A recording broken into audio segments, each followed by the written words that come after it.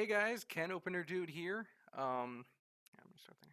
Hey guys, Can Opener Dude here with what looks like the final Jin review. Um, he's finally been revealed. We got the whole, page set up here, and it looks like that the splash art that we were given and all those leaks were actually true. He's got his abilities all set up here, so let's jump right in and take a look here. His passive is Whisper.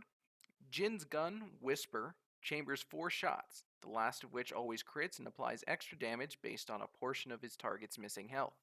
After firing all 4 shots, Jin takes a moment to reload. And then it talks about some interactions he has here, like his crits deal less damage, his attack speed. You don't get attack speed when you build attack speed. Instead, he gets attack damage from attack speed and crit chance that he builds. And when he crits, he gets movement speed based off his attack speed.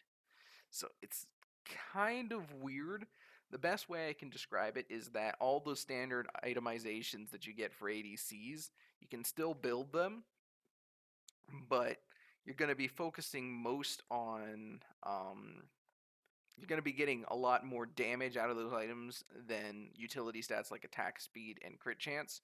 And those attack speed and crit chance utilities actually going to come more from his kit than from the abilities or from the items you're building. So basically, he's going to play the same way. His auto attacks are going to work similarly to Graves in that they're actually on an ammo system.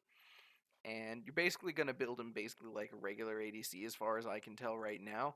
He's just going to play a little bit more slowly until you get that 4th shot off, and then you go bursting off the friggin' planet. So we got a video here about it.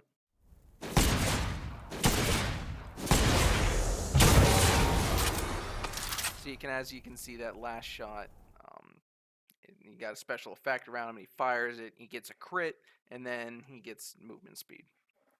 And then, of course, he has to reload. But it's going to be interesting to see the reload mechanic. I didn't really like it on Graves to begin with, but it's kind of grown on me a little bit. So it's going to be interesting to see how they work with a 4 bullet system as opposed to a 2 bullet system with Graves's. His Q is Dancing Grenade. Basically, you throw it at someone and it bounces up to 4 times on enemies. It's targeted, which is nice. I tend to think of it kind of like a Nami W in that way, but it does more damage the more times it bounces, when it kills an enemy at least. So let's take a look here. So you see that one's kind of low health. Bounces, bounces, bounces. Every time it kills one of these units, it does more and more damage to the next one, and then eventually hits Sona, and then does a good bit of damage. His W, Deadly Flourish, it looks like his enemies get marked when struck by his basic attacks, Captive Audience, which is his E, which we'll get to in a second, or any allied damage. This is going to play off allied damage, which I think is very important, especially in a duo lane where he's going to have a support to help out. And basically, this is just a really long skill shot that roots the first champion it hits, and it goes until it hits a champion. So it can go through minions, hit a champion, roots them, and he gains a burst of movement speed.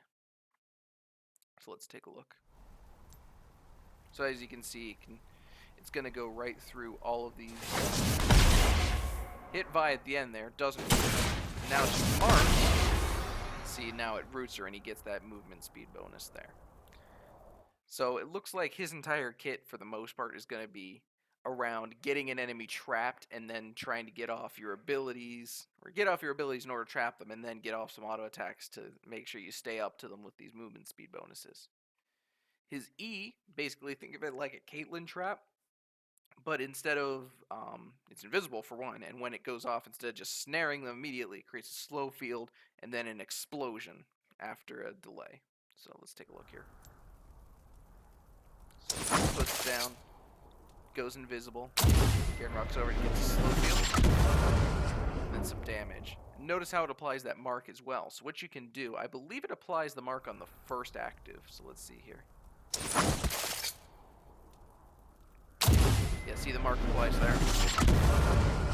So see the mark applies as soon as they walk over it. So the idea would be to let them walk over a trap walk over captive audience, and then when you see them, you fire your W across the lane or what have you at them, which would then snare them. So then they're definitely going to get hit by the second explosion. Then you can fire off one of your grenades at them, and then hit them with the ult, which I think is amazing. So basically, this is like going to be a combination of Caitlyn's ult and Misfortune's ult.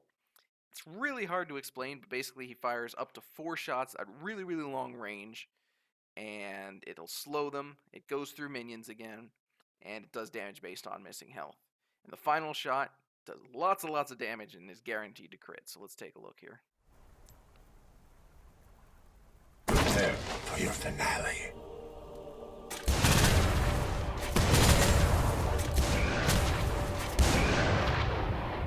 So you see that last shot did extra damage. So this is going to be a really nice execute. So the idea would be hit them with an E.